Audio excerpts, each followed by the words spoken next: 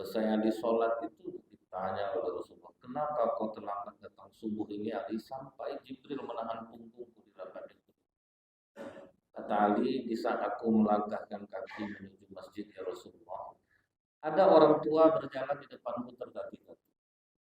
Karena engkau mengajarkan kepada kami untuk memuliakan orang tua, maka aku tidak mau memotong langkah. Sampai dia di persimpangan dia berbelok, disitulah aku mempercepat langkahku menuju masjid dan menyaksikan engkau dalam keadaan rukuk. Bismillahirrahmanirrahim. Assalamualaikum warahmatullahi wabarakatuh. Innal hamdalillah nahmaduhu wa nasta'inu wa nastaghfiruh wa na'udzu billahi min shururi anfusina wa min sayyiati a'malina. May yahdihillahu fala mudilla lahu wa may yudlil fala hadiya lahu. Asyhadu an la ilaha illallah wahdahu la syarika lahu wa asyhadu anna Muhammadan abduhu wa rasuluh. Allahumma shalli wa sallim wa barik ala hadzal nabiyil karim wa ala alihi wa sahbihi ajma'in. Dewan Kemakmuran Masjid yang saya hormati, para guru, sini ada Ustaz Noki yang saya muliakan, dan juga bapak pimpinan yang hadir pada sore hari ini, bapak-bapak, ibu-ibu yang semoga kita semua senantiasa dirahmati oleh Allah. Bersyukur kita kepada Allah dengan mengucapkan alhamdulillahirabbil alamin. Allah semakin nampak memberikan keberkahan pada masjid kita ini, mungkin termasuk masjid terbesar untuk kantor ya Pak ya. Apalagi perbankan di Pekanbaru, berarti ini tanda keberkahan makin besar ya. Jadi berselawat kita kepada Rasulullah SAW dan mengucapkan Allahumma sholli ala Muhammad wa ala alihi wasallam.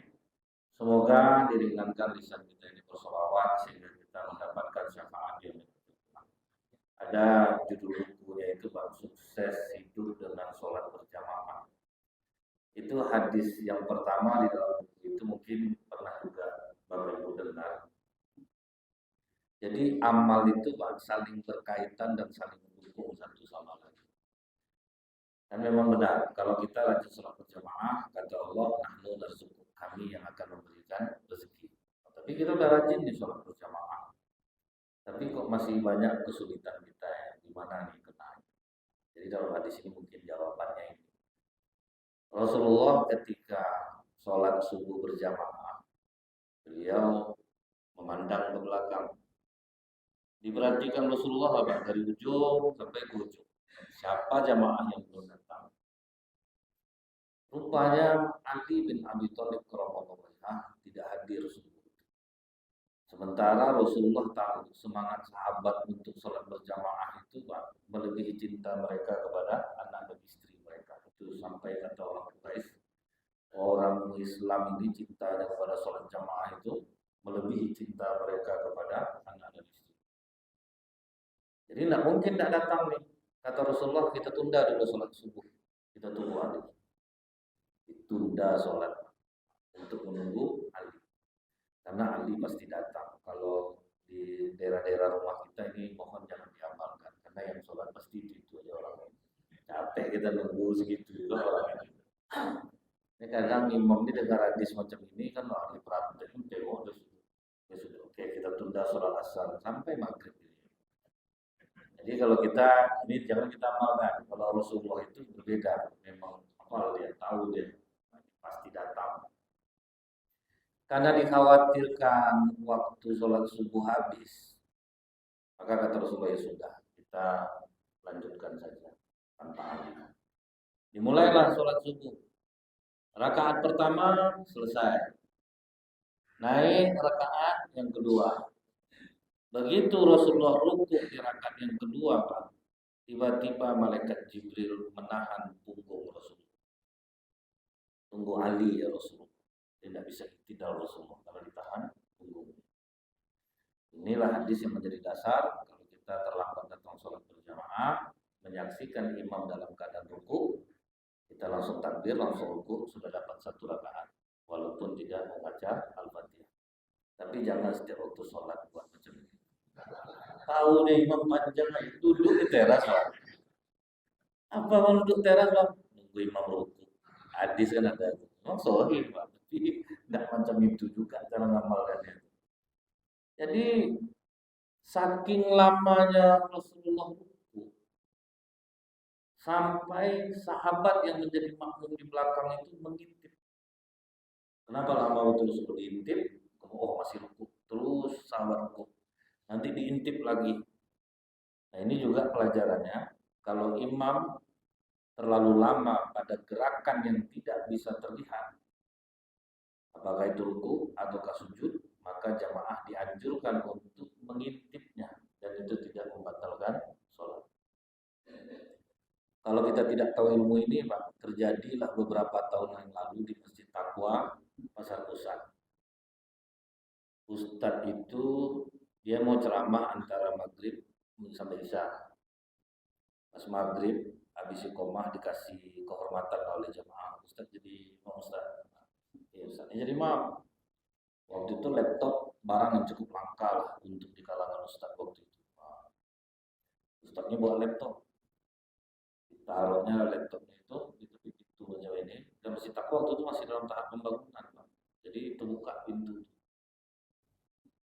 Pas sujud terakhir, datang maling, dilarikan nyala laptop Ustadz itu. Sedang sujud itu dikejar Ustadz tuh maling. Tertinggallah jamaah dalam keadaan sujud. Tak ada yang intip, Pak. Memerah-merah muka jamaah. Meleleh-leleh hidung orang. Batal sholat maghrib waktu itu. Pokoknya kalau sampai sekarang Pak tanya sama orang-orang lama di Masjid Taqwa. Dulu ya ada imam ngejar maling. Mungkin ingatnya balik. Jadi harus diintip. Kalau terlalu lama itu harus diintip. Kenapa lama? Tak terjadi apa-apa pada imam kita. Nah, kemudian setelah Ali masuk, Ali takbir, Ali ruku, barulah dilepaskan Jibril tekanannya. Tidaklah Rasulullah selesai tidak sampai sujud, itu antara dua sujud sampai salam, hebohlah jamaah. Kenapa sholat subuh kita ini aneh ya Rasulullah? Kenapa kau rukuk begitu lama di rakaat yang kedua sehingga menimbulkan kekhawatiran dalam diri kami dan ada di antara kami yang intip terus karena takut terjadi apa-apa pada diri. Kata Rasulullah, aku pun tidak tahu. Karena waktu rukuk tadi malaikat Jibril menahan punggungku, katanya tunggu Ali, tentu Ali yang tahu. Kenapa sampai malaikat Jibril menahan punggung? Tunggulah Ali selesai sholat. Selesai Ali sholat itu ditanya oleh Rasulullah, kenapa kau terlambat datang subuh ini Ali sampai Jibril menahan punggungku di rakaat itu? Kata Ali, di saat aku melangkahkan kaki menuju masjid ya Rasulullah, ada orang tua berjalan di depanku tertatih-tatih. Karena engkau mengajarkan kepada kami untuk memuliakan orang tua, maka aku tidak mau memotong langkah. Sampai dia di persimpangan dia berbelok, disitulah aku mempercepat langkahku menuju masjid dan menyaksikan engkau dalam keadaan rukuk. Berarti malaikat Jibril memuliakan Ali karena Ali memuliakan orang tua sampai ditahan punggung Rasulullah di saat rukuk yang kedua.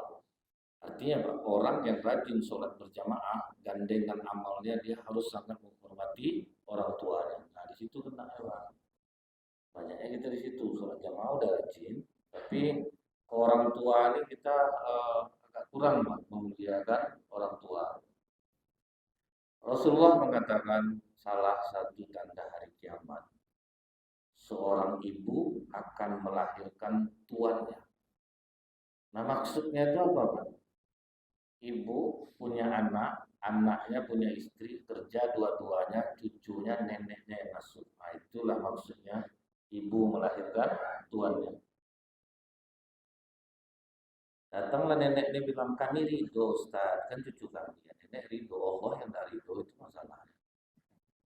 Orang tua kita udah letih mencarikan makan untuk kita, menyuapkan dari kecil, sudah itu dia cucu, dia lagi yang susah lagi. Tenaga dia udah habis untuk kita, disusahkan lagi dengan cucu. Itu yang banyak terjadi sekarang. Buktinya dia menganggap ibunya pembantunya, pas ibunya bilang, mungkin tidak sanggup mama ngasuh anak kamu lagi, mama mau pulang kampung aja. Tidak masalah sih, mama cuma minta maaf ya mama, mungkin tidak bisa lagi di bulanan untuk mama, karena kami harus cari pembantu. Nah, kan berarti positif lah emaknya pembantu ini. Tapi kalau misalnya kita punya babysitter, emak gitu tukang nengok-nengok, itu tak masalah. Cuman dalam kenyataannya semuanya emak. Cucu macam ulat tak kelakuannya. Main di masjid, main tau nggak, pulang. Kasihan nenek. Berdua-dua lah sama atuk tuh mengiring-iring cucu. Wah, jadi ini sekarang ini yang jadi masalah. Saya kalau nengok Pak ya, wajah orang soleh, rajin sholat jamaah hidup susah, tidak percaya saya Pak. Pasti saya tanya, tinggal rumah mertua. Ya, anak kamu siapa yang ngasuh? Mak istri saya, oh pantas habis berkah hidup kamu juga. Walaupun gaji besar suami istri, Pak itu usul kan. Muliakan orang tua gitu. Berubah lah itu. Mungkin di sini letak kenaknya, kenapa hidup kita itu masih banyak kekhawatiran, masih banyak kegelisahan, karena banyak nenek akhirnya yang menjadi pengasuh cucunya. Kalau untuk bersenang-senang nggak ada masalah. Cuma kadang dimarahkannya mama pulang dia kerja nampak jelek, mama kasih ke sekolah dan tadi iya tahanlah mama dia minta-minta terus. Mama tuh berpikir lah mama udah jelas cucu mama sakit mama dimarahkan yang mama. Sementara anak yang paling hebat itu Bapak Ibu, yang dia menganggap orang tuanya seperti raja yang zalim dan dia sangat takut terhadap tindakannya.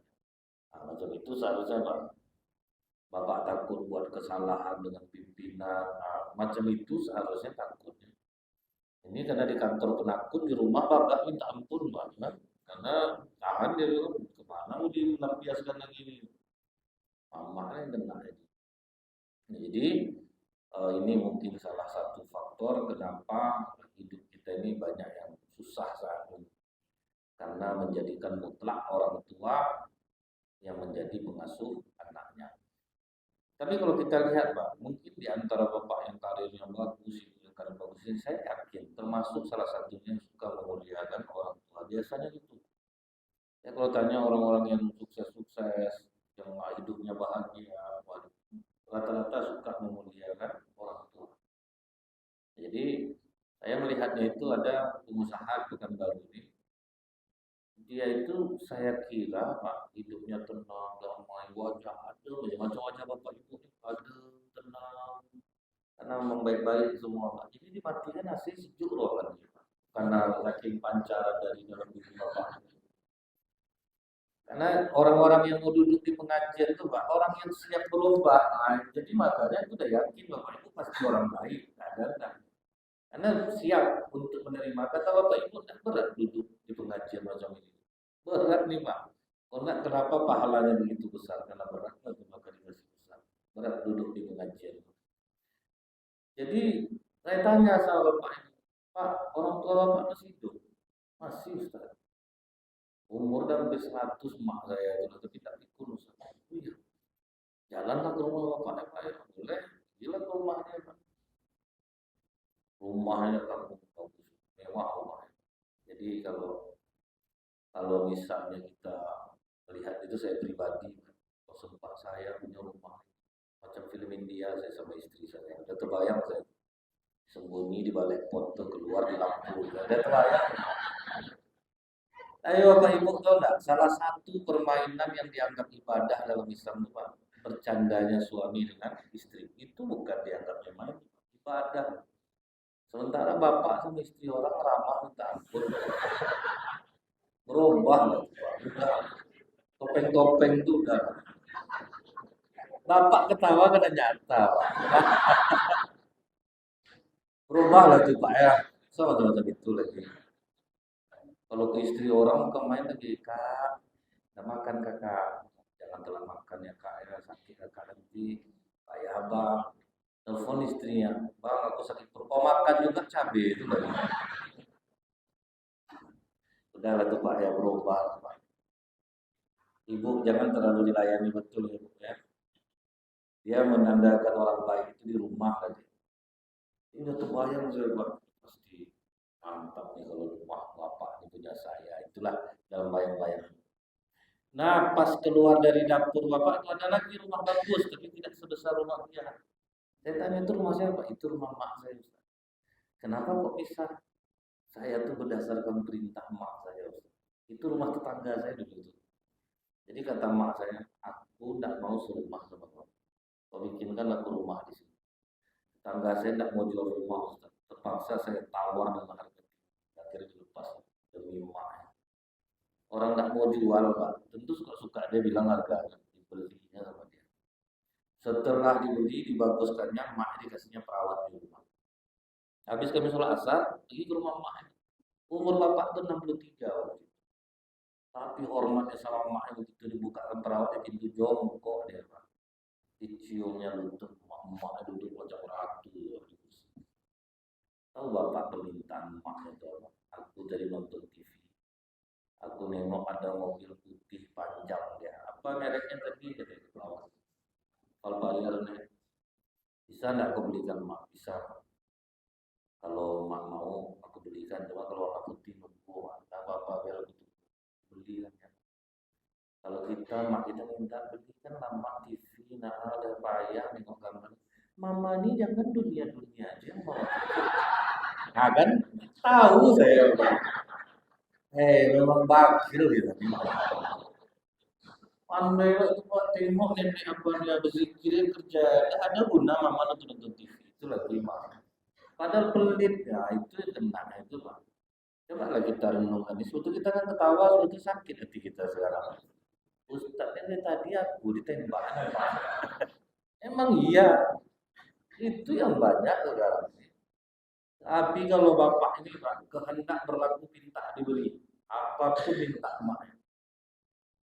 Itu dia Pak. Itu yang membuat sholat jamaah dia itu naik ke langit sukses. Kalau kita di sini bersiri-irian untuk memelihara orang tua. Nah, kalau di Arab Saudi, kenapa mereka berkah berebut mengasuh orang tua sampai ke pengadilan, Pak? Orang tua mana yang tak bangga dengan anakku? Di Indonesia, kaulah aku terus semua macam aku sendiri. Anak apa? Bersiri-irian, Pak. Bisa nak mak tinggal rumah kau tidak bukan apa-apa, mak jauh nanti mama saya nanti mama lengang di sini nampak tidak mau. Itu yang membuat hidup kita jauh dari keberkahan. Jadi Bapak Ibu yang masih hidup orang tua yang muliakan, senangkan boleh sama cucu tidak ada jadi masalah, tapi jangan sampai orang tua yang mengasuh.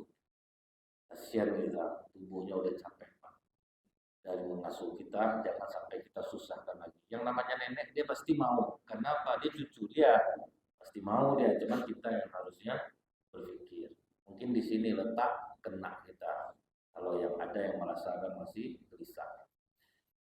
Kemudian Pak, eh, yang kedua, hadisnya itu di dalam kita sholat berjamaah itu bukan berarti khusyuk itu kita tidak boleh bergerak lebih dari 3 kali kalau ada hal-hal yang membahayakan. Nah, ini juga nih sukses hidup sholat berjamaah itu bukan berarti kita tuh sholat terus tidak bergerak-gerak sama sekali kalau ada bahaya. Harus kita menyelamatkan diri ketika ada bahaya. Rasulullah sedang sholat bersama Ali. Sedang sholat itu Pak, jatuh kalajengking. Kalajengking pada pasir itu kan transparan. Itu tuh bisanya luar biasa. Jadi nampak kalajengking itu jatuh. Apakah Rasulullah diam? Tidak. Langsung menoleh ke arah Ali, diberikan Rasulullah isyarat untuk maju ke depan membunuh kalajengking. Maju Ali ke depan, dibunuhnya kalajengking ini, dia balik ke belakang, sholat jamaah kita. Itu sukses bersama sholat berjamaah. Kalau ada binatang yang membahayakan, bunuh. Yang tidak boleh ngomong, Pak, mati kau. Itu baru batal. Itu batal sholat itu. Memang kadang kalau latah ya Pak ya, di masjid. Ada orang latah sedang sholat sunat. Saya masuk, saya nak tanya sama dia, dasar orang Pak, dia jawab Pak. Udah Ustaz. Memang yang bahaya orang latah di masjid itu. Nah, kemudian Pak, kalau misalnya kita bergerak lebih dari 3 kali, salat tidak batal selama kita tidak berbicara. Ingat saya dulu, imam ini membaca surat tentang sedekah. Di sebelah saya bapak berlina dalam mata. Iri juga ya. Mungkin Bapak ini terharu dengan ayat sedekah. Habis sholat zikir doa penasaran saya tanya, Pak di ayat yang mana yang membuat Bapak terharu? Lipat digigit apa saya jepit sama kuat gitu. Well, matikan aja lah dulu binatang itu Pak. Jangan Bapak susuk-susuk pula tengkak namanya. Ditekannya, lipat ditekan tuh makin menjadi sebenarnya.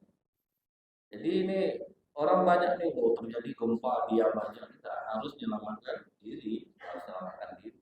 Kecuali memang makom orang itu udah yakin, tidak dibuat-buatnya itu beda. Nah, kalau kita yang belum sanggup, jangan mengamalkan hal seperti ini. Jadi dalam sholat berjamaah itu bukan tidak boleh bergerak, yang tidak boleh itu berbicara. Saya ingat dulu Pak ya, orang yang sholat berjamaah ini, dia ibunya di belakang, sama di sab ibu-ibu lah. Pas saya jadi imam bisa, terdengar saya pas Allahu Akbar, aduh, demi Allah benar, Allah, aduh, ya gerakan sholat. Habis sholat heboh lah di belakang. Rupanya masalahnya Pak, nenek ini bawa cucu. Cucunya tuh berlari-lari. Anak perempuan ini mengamalkan hadis kalau sedang sholat orang melempar tolak. Padahal kalau dalam berjamaah yang jadi sutra adalah sutra imam. Jadi siapapun yang jalan depan kita biarkan aja. Makanya kalau di dekat itu orang jalan-jalan. Anak ini diamal untuk jadi cucu nenek dilempar. Dorongnya jatuh cucunya. Itu yang adu-adu tadi apa? Neneknya Ustaz. Dijadikannya gerakan sholat memukul saya. Jadi lupa pasti saya Allah. Aduh, ya itulah Pak.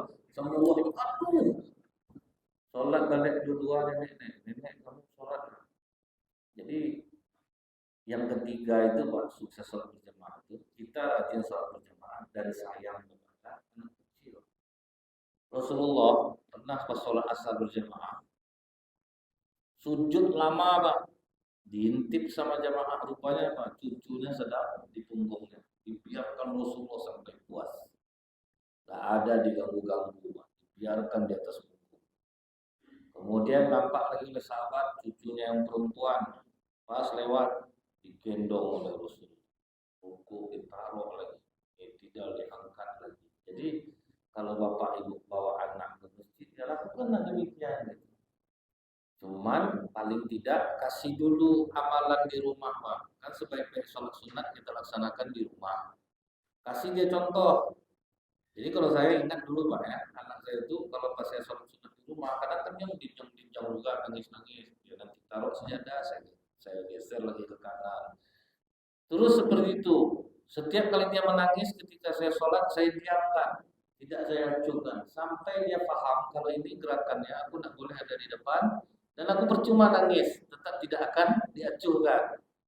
Nah setelah dia paham itu, baru bawa dia ke masjid. Jadi dia sampai di masjid tengok orang itu semua, dia diam. Ini anak aku main jalan lagi, Pak. Bawa ke masjid. Nah, itu nanti marah orang tersinggung kita. Saya sejak dini mau ajak anak saya ke masjid. Ya. Kalau anak saya kasih anak itu binaan dulu di rumah, bukan dimarahin, dibina. Bapak-bapak sedang takbiratul ihram Pak, ditariknya ke sarung bapak. Bapak tuh stroke bisa ngangkat. Ah, bayangkan. Jahat anaknya tuh. Dia kan gara-gara orang ikut seminar parenting ini tidak boleh berkata kasar kepada anak-anak bunda. Kita harus menyayang sama anak. Anak dia mungkin cocok begitu kan. Anak kita tidak cocok kadang. Coba di masjid karena saya main di luar ya anaknya, bapak ibu lagi sholat, tambah macam-macam itu kultur kita tuh beda Pak, mungkin sama anak dia cocok gitu. Coba suruh dia ngadap anak kita kalau bisa dia praktekkan itu. Mundur dia jadi psikolog Pak, yakin ya. Coba lah ada anak kita di sini Pak. Keluarkanlah ilmu dia semuanya. Tapi kalau di Amerika beda psikolognya. Bapak ingat acara Nani dulu? Nani nama acaranya. Neni ya. Dia di rumah orang nggak ada hukum dia. Nggak ada. Jangan ya sayang. Enggak. Nah itu yang benar itu Pak. Terus saya sepakat itu. Kalau tidak macam itu, Pak ngeri Pak.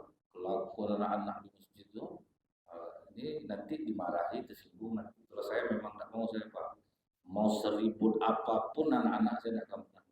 Karena kalau saya tegur, saya berdosa Pak. Yang kena pasti perasaan orang tuanya. Orang tuanya pasti malu, maka saya tidak mau. Cuman yang pernah saya trauma dulu, satu orang ibu bawa satu orang anak, satu nenek bawa satu cucu, macam PAUD masjid. Saya ceramah aja terus. Nah yang membuat saya terkejut, keluar kepala anak kecil dari bawah meja. Keluar disentaknya. Itu ya terkejut saya. Nah, jadi inilah Pak mungkin amalan-amalan pendukung pada kita untuk bisa sukses dalam sholat berjamaah. Subhanakallahumma bihamdika asyhadu an la ilaha illa anta astaghfiruka wa atubu ilaik. Assalamualaikum warahmatullahi wabarakatuh.